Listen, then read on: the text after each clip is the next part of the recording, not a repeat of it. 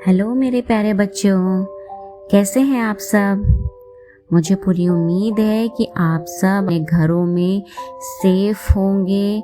बाहर बिल्कुल मत निकलना खेलने के लिए और बहुत ज़्यादा मोबाइल, टैबलेट, टीवी नहीं देखना है। इसीलिए आप सब अपनी आंखें बंद करके मेरी कहानियाँ सुनिए और एंजॉय कीजिए।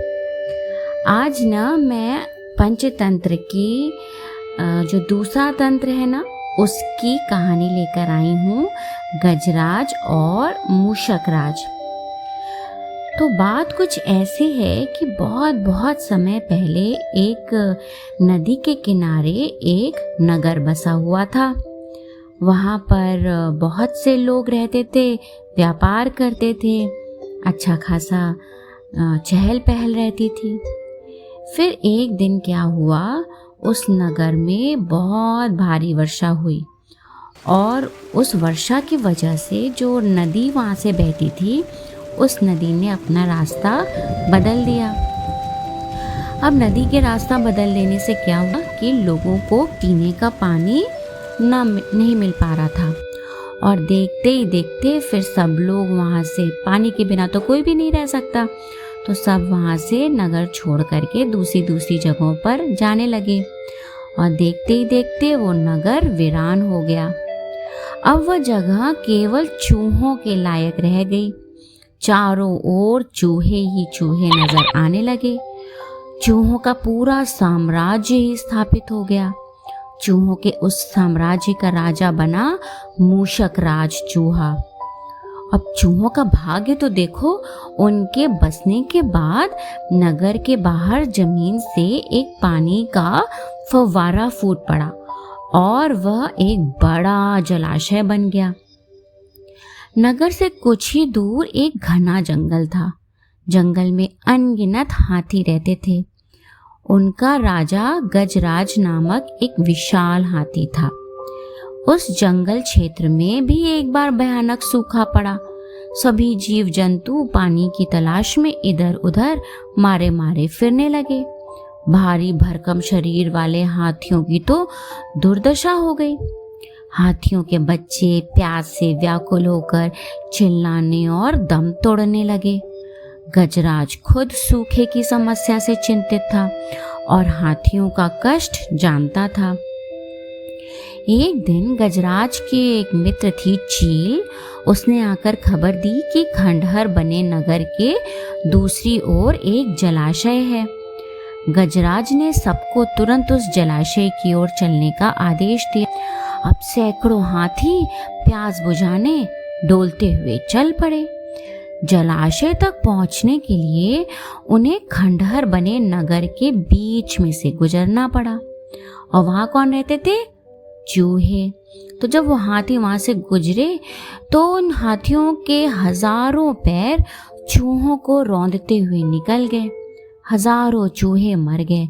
खंडहर नगर की सड़कें चूहे के खून मांस से एकदम लथपथ हो गई। सब तरफ चूहों की डेड बॉडीज पड़ी हुई थी। अब मुसीबत ये खत्म नहीं हुई।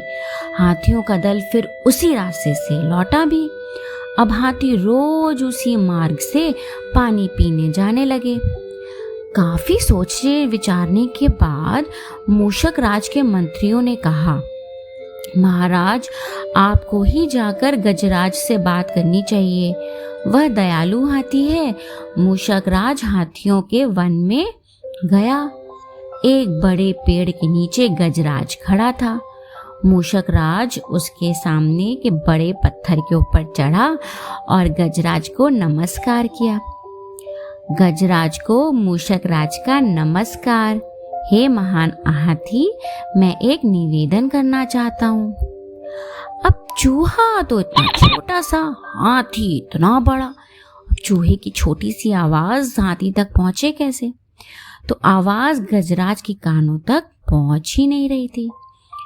तो दयालु गजराज उसकी बात सुनने के लिए नीचे बैठ गया और अपना एक कान पत्थर पर चढ़े मूषकराज के निकट ले जाकर बोला, नन्हे मियाँ, आप कुछ कह रहे थे, कृपया फिर से कहिए।